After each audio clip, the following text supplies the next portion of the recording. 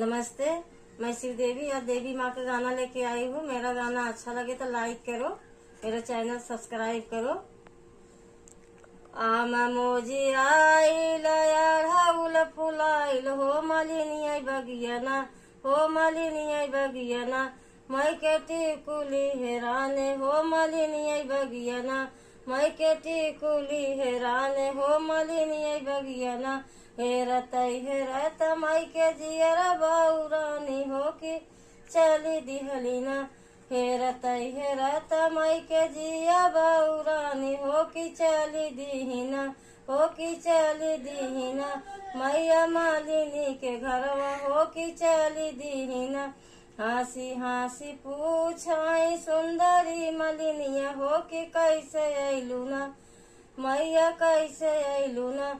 मैया भोरवई भोरवा घरवा हमरे कैसे अइलू ना, मैया भोरवई भोरवा घरवा हमरे कैसे अइलू ना। तोहरे बगिया गईले फूलवा तोरन के की गिरी हो गईले ना, हो की गिरी हो गईले ना। हमरे सोने के टिकुलिया हो की गिरी हो गईले ना, हमरे सोने के टिकुलिया हो की गिरी हो गईले ना। हो आहो आवई गवनमा मैया लागई दानो करिया हो गढ़ाई दे बैना, हो गढ़ाई दे बैना। तारा सोने के टिकुलिया हो गढ़ाई दे बैना।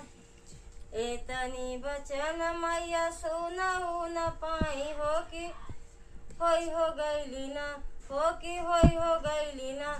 मैया अगिनी बबुलवा हो कि होई हो गईली ना, मैया बारतिनी अगिनिया हो कि होई हो गईली ना। एतनी बचन मैया सुनहु न पाई, मैया होई हो गईली ना, मैया बारती अगिनिया हो कि होई हो गईली ना। ऐसा न बतिया जिन बोलू हो मलिनिया हो कि होई रे जईबू ना, मालिन होई हो जईबू ना।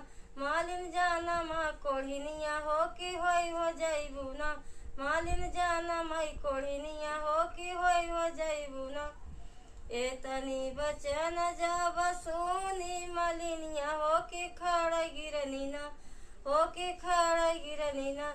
देवी मैया के चरनिया हो कि खड़ गिरनी ना, देवी मैया की चरनिया हो कि खड़ गिरनी ना।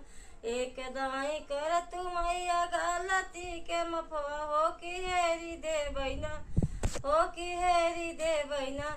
मैया सोने के टिकु